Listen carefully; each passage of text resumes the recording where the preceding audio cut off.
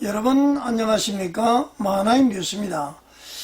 오늘은 어느 청년의 가슴 뭉클한 이야기라는 주제로 한번 말씀을 드리고자 합니다.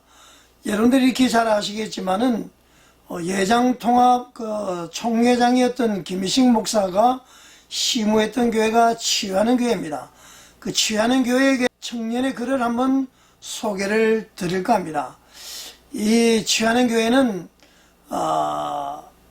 이번에 10월 16일 날 공동의회를 통해서 김희식 목사에게 전별금을 9억 원을 지급하기로 이제 결의를 했죠. 이 결의 과정을 보고 이제 이 청년이 쓴 글입니다. 이 청년은 치유하는 교회를 사랑합니다. 이렇게 이제 표현을 하면서요. 지난번 그 공동의회는 청년들이 그 교회를 잘 나오지 않는데 그날은 한 40여 명이 참석을 했다고 이 청년은 글에서 밝히고 있습니다. 그리고 김희식 목사에 대한 그 불륜에 대해서는 말이죠. 올 6월쯤 알았는데 지금까지 교회의 공식적인 입장이나 그 대응 방안에 대해서 전혀 설명을 들은 바가 없다. 이렇게 이제 글에서 밝히고 있습니다. 그리고 이 일로 인해서 청년들이 교회를 떠나고 있는데 어떻게 막을 상처를 받았기 때문에 어떻게 할 도리가 없다는 참 안타까운 그런 내용도 들어있고요. 어떻게 되든지 김희식 목사가 치유하는 교회에 들어오는 것을 강제로 막을 방법이 없기 때문에 어쩔 수 없이 9억 원을 주기로 선택을 했지만은 여러 가지 불만이 많습니다. 그러나 교회를 지키기 위해서 노력을 하겠습니다. 이런 제 각오가 담긴 글입니다. 자, 여러분, 한국교회는 그야말로 위기입니다. 젊은 세대들이 교회를 떠나고 있습니다. 청년들이 교회를 떠나고 있습니다. 그래서 미래가 이제 불확실하다고 그러죠. 왜 이런 현상이 있을까요? 여러분들 한번 생각해 보십시오. 논산훈련소를 비롯해서 우리 각 훈련소에서는 진용 세례식을 통해서 세례받는 군인들이 엄청난 숫자입니다. 이 군인들이 전역을 하게 되면은 당연히 교회로 와야 되는데 그렇지를 않습니다. 교회에서 흡수를 하지 못하고 있습니다. 이런 문제는 왜 그러느냐? 이 청년들이 교회를 떠나는 것은 하나님을 믿지 않기 때문은 결코 아니라고 저는 생각을 합니다. 기존 교회에 대해서 실망을 하기 때문에 교회를 떠나는 저 가난한 청년들이 되지 않나 저는 그렇게 생각을 합니다. 이 모든 책임은 먼저 된 우리들의 책임이죠. 그리고 그 중에서도 특히 교역자, 항존직, 즉 목사와 장로들 때문에 그러지 않을까. 목사와 장로로 인해서 실망을 받은 청년들이 교회를 떠나는 것입니다. 참으로 안타까운 현실입니다. 우리 치유하는 교회의 아픔은 치유하는 교회만의 아픔이 아니고 우리 한국교회 전체 아픔이라는 것이죠. 우리 같은 아픔을 좀 나누시기를 바라고요. 이번 10월 27일 광화문에서 개최되는 큰 기도회는 말이죠. 그야말로 힘을 보여주는 기도회가 아니라 굵은 베옷을 입고 죄를 뒤집어쓰고 하나님께 회개하는 그런 기도회가 되어야 될 줄 믿습니다. 자, 여러분, 치유하는 교회의 청년의 글을 잠깐 한번 소개를 해드리겠습니다. 치유하는 교회 청년입니다. 치유하는 교회를 특히 우리 청년부를 사랑하는 청년으로서 10월 16일 공동회의에 참석을 했습니다.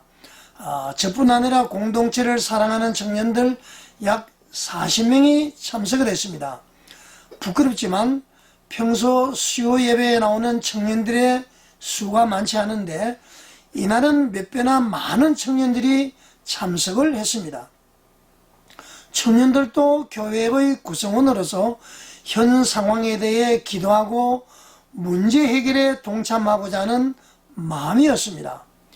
예민하고 침울한 주제로 많은 성도들의 감정이 격양되어 있는 것을 이해는 하지만 지금까지 수년 동안 교회에서 봐왔던 인자하고 친절한 집사님들, 장로님들의 모습은 찾아보기 어려웠습니다.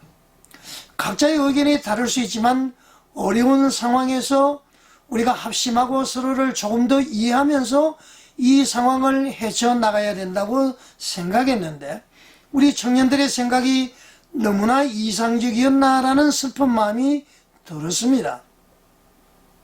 김희식 목사님의 논란이 청년들에게 알려진 것은 올해 6월쯤이었던 것으로 기억납니다. 그 이후 벌써 수개월이 지났음에도 불구하고 청년들은 교회의 공식적인 입장이나 대응 방안을 그 누구에게도 설명을 받지 못했습니다. 부정적인 기사가 나오고 교회 앞에서는 매주 시위가 이어지는데 이에 대한 설명이 전혀 없었습니다.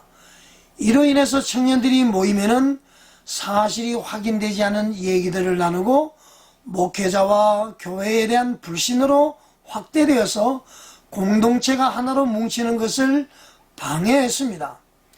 9월에 전별금 지급에 대한 재직회의를 진행할 때도 청년들은 회의의 안건은 물론 회의가 진행되는 것조차도 공지받지 못했고 그 결과 또한 몇 주나 지나서 알게 되었습니다.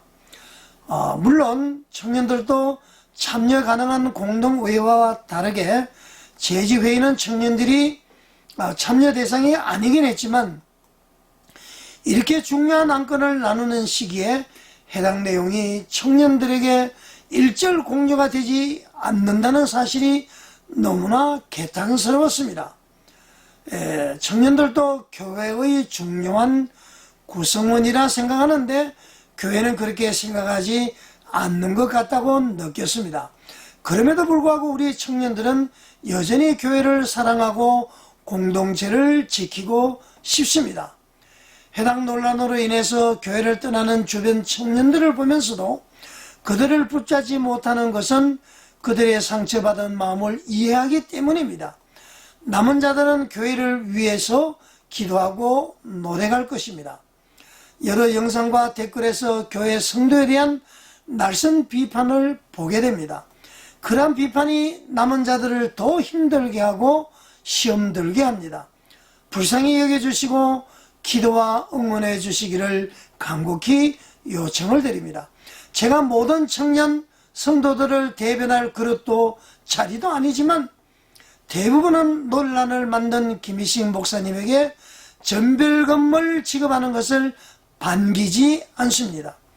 다만 제가 알고 있는 선에서는 강제적인 방법으로 김희식 목사님이 우리 치유하는 교회에 돌아오지 못하게 할 방법이 없기 때문에 그러한 결정이 된 것으로 알고 있습니다. 일련의 절차에 대해서 불만이 당연히 많습니다. 막을 방법이 없는 것도 사태 초반의 진상을 공개하지 않고 합의와 회의의 방법으로 물러서게 하려 한 것도 불만입니다. 다만 지금 시점에서 교회를 지키기 위한 각자의 의견 표출을 그리고 노력을 하고 있다는 점을 알아주시면 좋겠습니다. 긴 글 읽어주셔서 감사합니다. 이렇게 이제 글을 보내왔습니다. 여러분, 치유하는 교회의 아픔이 바로 우리 모두의 아픔입니다. 이번 기회에 김희식 목사를 일벌백계 함으로써 우리는 한국 교회가 다시 신뢰를 회복하는 그러한 계기를 만들어내겠습니다. 이제 우리는 루트의 오직 은혜도 중요하지만은 칼빈이 주창한 오직 하나님의 영광, 이것을 위해서 우리는 더욱더 신앙생활을 정진해야 되지 않을까, 저는 그렇게 생각을 해봅니다. 시청해 주셔서 감사드립니다. 그리고 치유하는 교회 청년들에게 무한한 위로를 보내드립니다. 감사합니다.